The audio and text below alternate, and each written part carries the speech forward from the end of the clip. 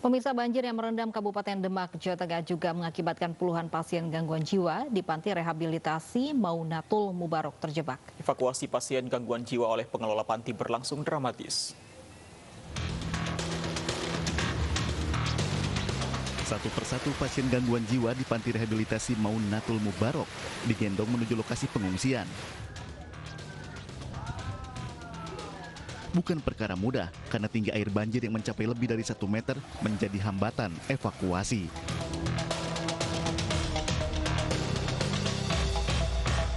Kalau kendalanya tentunya ini pasien sulit sekali diatur. Ya maklum saja karena mereka kan nggak sama seperti kita normal, kita paham kesehatan. Mereka sulit sekali untuk menjaga kesehatan. Pengennya mainan air terus, pengennya ya mainan air terus lah. Jadi sulit untuk menjaga kesehatan.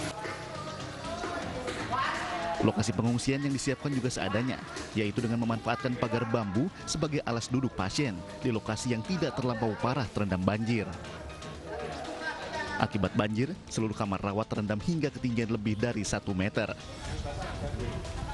Kini, pengelola panti berharap bantuan kemanusiaan bagi para pasien, mengingat mereka sangat membutuhkan pengobatan dan makanan siap konsumsi demi menjamin kondisi mereka tetap stabil.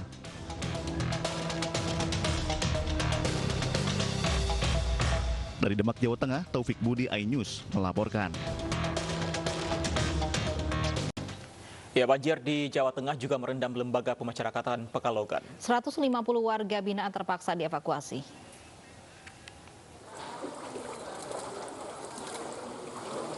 Dengan mengutamakan napi lansia, 150 dari total 248 warga binaan Lapas kelas 2A Pekalongan dievakuasi ke rutan kelas 2A Pekalongan serta rutan kelas 2B Batang. Hal ini dilakukan setelah banjir setengah meter merendam hampir semua blok di dalam lapas. Seluruh bagian lapas mulai dari jalan masuk, halaman, selasar, sel napi hingga kantor terendam banjir. Dengan total 100 kita tempatkan ke rutan Pekalongan. Dan nanti setelah ke rutan Pekalongan ini, ada 50 orang narapidana lain kita tempatkan ke rutan Batang. Seperti itu. Banjir yang bukan pertama kali terjadi membuat petugas lapas berharap adanya solusi jangka panjang dengan relokasi lapas ke tempat yang lebih aman. Dari Pekalongan, Jawa Tengah, Suryono Soekarno, iNews melaporkan. Pemirsa, banjir di Pekalongan, Jawa Tengah hingga kini belum juga surut. Petugas kembali mengevakuasi warga lantaran tempat pengungsian mereka akhirnya juga terendam banjir setinggi 1 meter.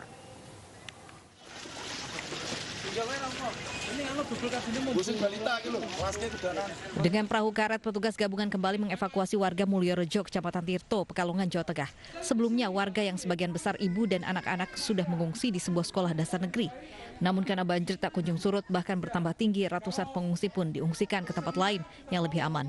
Akses yang sulit membuat petugas harus menggendong lansia dan anak-anak menuju perahu karet. Para sesepuh-sepuh kita angkut hari ini juga. Mau evakuasi? Air semakin naik. Mau evakuasi ini Dan ya? Kita akan evakuasi. Dari desa Mulyorejo ini akan kita evakuasi yang sudah ditentukan tempat pengungsian. Ya. Sama siapa? Ini ketinggiannya sampai semeter lebih nih ya? Ini hampir 1 meter. Warga untuk sementara diungsikan ke gudang sebuah pabrik rokok di Jalan Raya Tirto, Pekalongan. Para pengungsi mengaku sangat membutuhkan bantuan karena harta benda mereka yang terendam banjir. Selain makanan, bantuan yang diperlukan saat ini yakni pakaian kering, obat-obatan, susu, dan kebutuhan balita lain. Yang dibutuhkan segera obat-obatan, karena banyak yang kena penyakit kulit, gatal, dan lain sebagainya. Untuk logistik, insya Allah kita siap. Terus perahu karet segera. Perahu karet itu evakuasi ya? Data terkini, jumlah pengungsi di kota dan kabupaten Pekalongan mencapai lebih dari 5.000 jiwa. Mereka tersebar di puluhan titik seperti di Stadion Keraton, aula, sekolah, dan tempat ibadah. Dari Pekalongan, Jawa Tengah, Suryono, iNews melaporkan. Kita ke informasi lain, pemirsa. Dipicu sering rewel, bayi 13 bulan di Makassar, Sulawesi Selatan menjadi korban penganiayaan. Ironisnya, pelaku penganiayaan adalah kekasih ibu sang bayi. Saat ini pelaku tengah diburu polisi.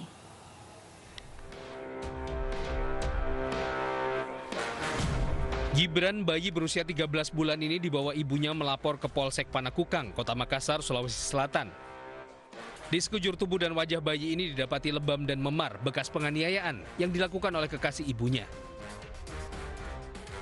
Dari keterangan ibu korban, penganiayaan dipicu oleh rasa kesal pelaku yang tak tahan dengan tangisan bayi yang rewel. Tak hanya sekali, pelaku telah melakukan penganiayaan ini berkali-kali. Ya, berawal dari jengkel Ji, kadang kalau tidur Ki terus nangis, merasa risih begitu. Nah, dilampiaskan lagi. Begitu Ji, cuman ini sudah kelewatan nih. Ini pelakunya siapa? Pacarku. Terima laporan ibu korban, polisi kini memburu pelaku yang diketahui berprofesi sebagai driver ojek online. Dan kami temukan anak dari ibu itu mengalami luka-luka di bagian pipi, mulut, dada, dan jari. Jadi dari laporan ibu tersebut, anak ini dianiaya oleh seorang laki-laki yang diakui oleh ibu tersebut merupakan pacar. Selanjutnya, bayi malang korban penganiayaan ini dibawa ke Rumah Sakit Bayangkara Kota Makassar untuk menjalani visum dan pengobatan. Dari Makassar, Sulawesi Selatan, Muhammad Nurbone, iNews melaporkan. Pemirsa, Rumah Sakit Umum Pusat Sanglah, Bali menggelar kegiatan vaksinasi COVID-19 pada tenaga kesehatan usia 60 tahun ke atas. Hal ini sesuai dengan arahan Menteri Kesehatan. Kegiatan vaksinasi terhadap 57 tenaga kesehatan yang berusia 60 tahun ke atas dilakukan pihak Rumah Sakit Umum Pusat Sanglah di Kota Denpasar, Bali. Vaksinasi ini dilakukan setelah memvaksin nakes usia 18 hingga 59 tahun, peserta didik, relawan, dan tenaga outsourcing yang bekerja di RSUP Sanglah. Untuk vaksinasi tahap kedua, pada lansia nantinya akan dilakukan setelah 28 hari. Upaya ini diharapkan bisa mempercepat penanggulangan penularan COVID-19 di masyarakat.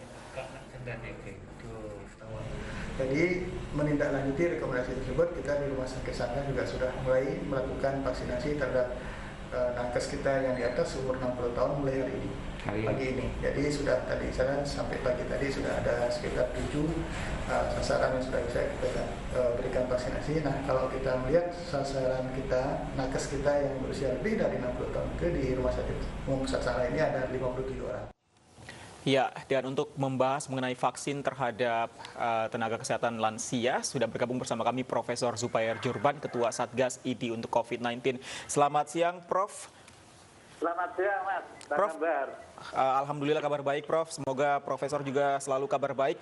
Prof, untuk vaksin kepada tenaga kesehatan yang berusia lanjut, ini apakah vaksin untuk lansia memang hanya untuk tenaga kesehatan saja atau juga nantinya untuk lansia masyarakat umum?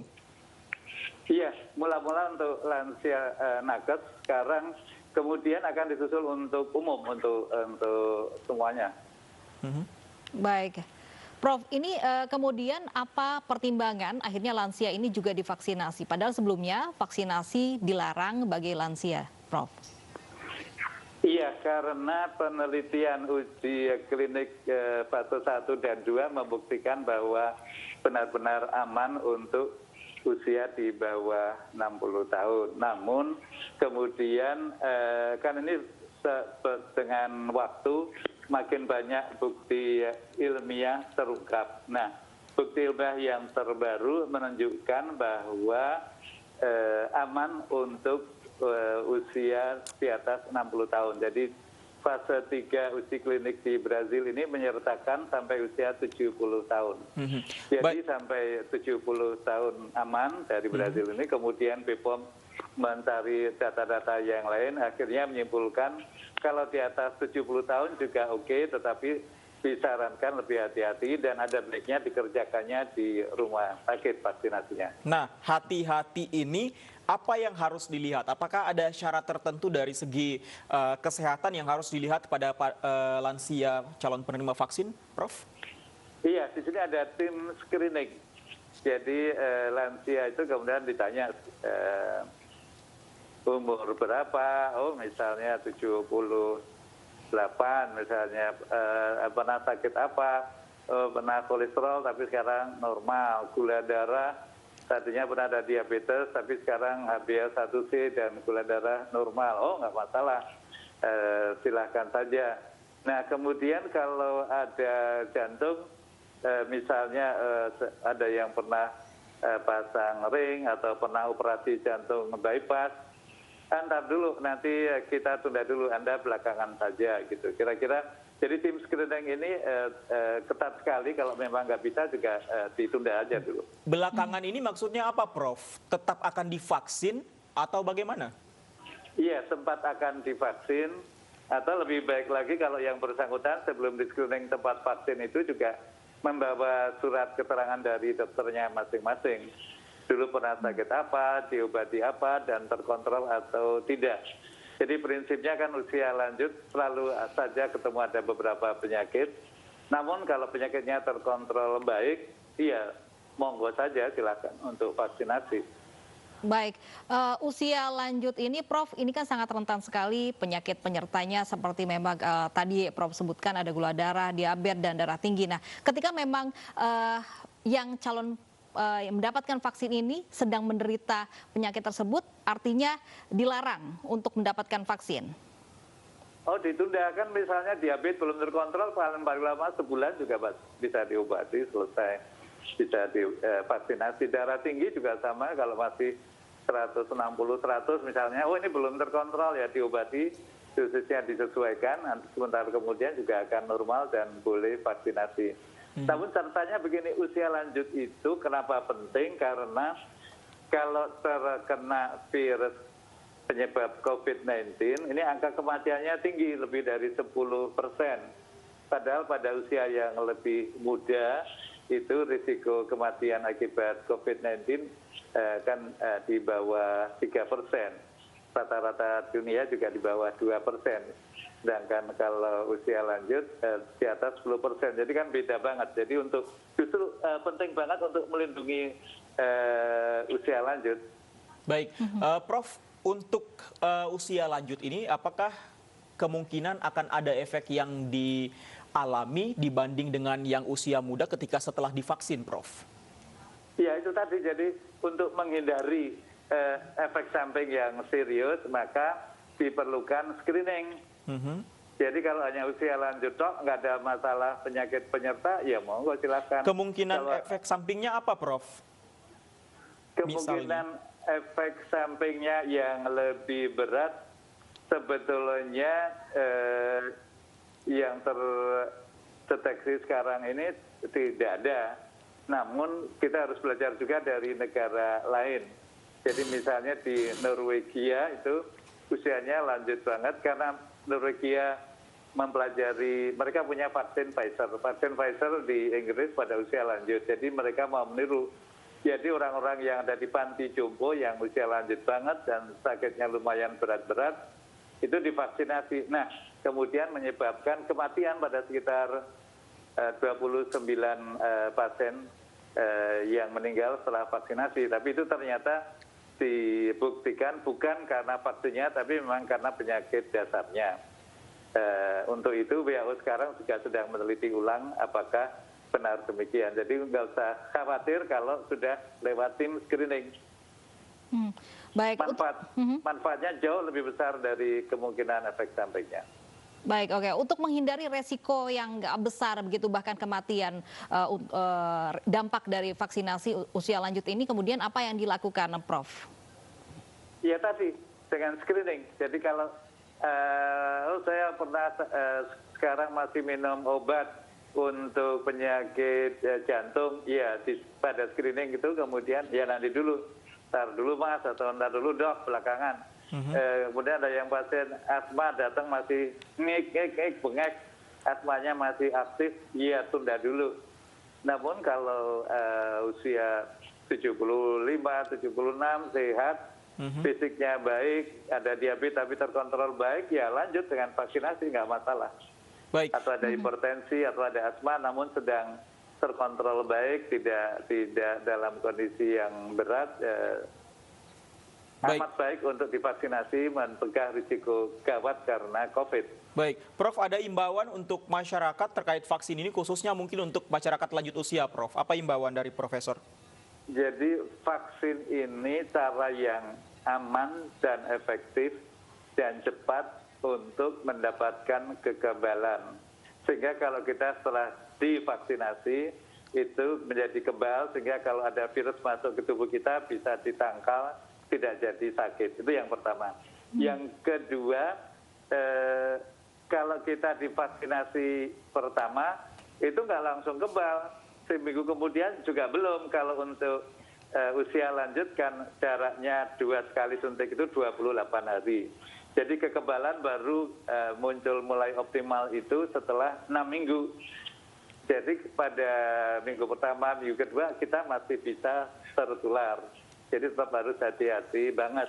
Itu terbukti juga misalnya Bupati di Sleman itu berapa hari, sekitar 1 minggu setelah vaksinasi pertama terbukti terinfeksi. Kenapa? Karena memang belum kebal dia. Kebalnya itu baru muncul sedikit-sedikit setelah 8 hari, muncul separuh setelah 14 hari. Namun kalau untuk yang usia muda itu kekebalan baru muncul setelah 1 bulan, yaitu 2 minggu setelah suntikan kedua. Pada usia lanjut 2 minggu setelah suntikan kedua, berarti karena jaraknya 28 hari, berarti 6 minggu setelah suntikan pertama itu baru terjadi kekebalan. Baik, terima kasih Prof. Zubairi Zurban, Ketua Satgas ID untuk COVID-19. Kita harapkan partisipasi dari warga lansia juga tinggi untuk mendapatkan vaksin, tentunya dengan catatan dalam kondisi sehat. Betul, dan yang paling penting juga seperti Prof bilang tadi, kalau setelah divaksin yang pertama jangan langsung merasa sudah aman kemana-mana tanpa jaga jarak semuanya. Belum ada kekebalan yang utuh. Belum ada kekebalan, seharusnya harus tetap menjaga semuanya meskipun sudah menjalani semua tahapan vaksin. Pemirsa, meski kerap bersentuhan dengan peralatan medis, masih saja ada tenaga kesehatan yang ketakutan saat disuntik vaksin. Di Sika, Nusa Tenggara Timur, tenaga medis bahkan histeris saat akan disuntik hingga harus ditenangkan oleh rekan-rekannya. 4 orang tenaga medis di Puskesmas Watubain dan WIGT Kabupaten Sika, Nusa Tenggara Timur ini berteriak histeris meminta tolong saat akan divaksinasi. Bahkan saat vaksinator hendak menyuntik, sang nakes berusaha untuk menghentikan proses tersebut. Untungnya setelah menarik nafas panjang, tenaga kesehatan ini pun mengalahkan rasa takutnya. Tenaga kesehatan tersebut diketahui memang memiliki fobia terhadap jarum suntik. Usai disuntik pun ia harus diinfus untuk memulihkan kondisinya. Saat ini 144 tenaga kesehatan di Puskesmas WIGT masih menjalani proses vaksinasi. 2.000 tenaga kesehatan lainnya yang ada di Kabupaten Sika juga tengah mengikuti vaksinasi yang dipusatkan pada 18 puskesmas dan 1 rumah sakit. Dari Sika, Joni Nura, iNews melaporkan. Ledakan gas belerang muncul dari dasar telaga Ngebel di lereng Gunung Wilis, Ponorogo, Jawa Timur. Kami hadirkan informasinya usai jeda.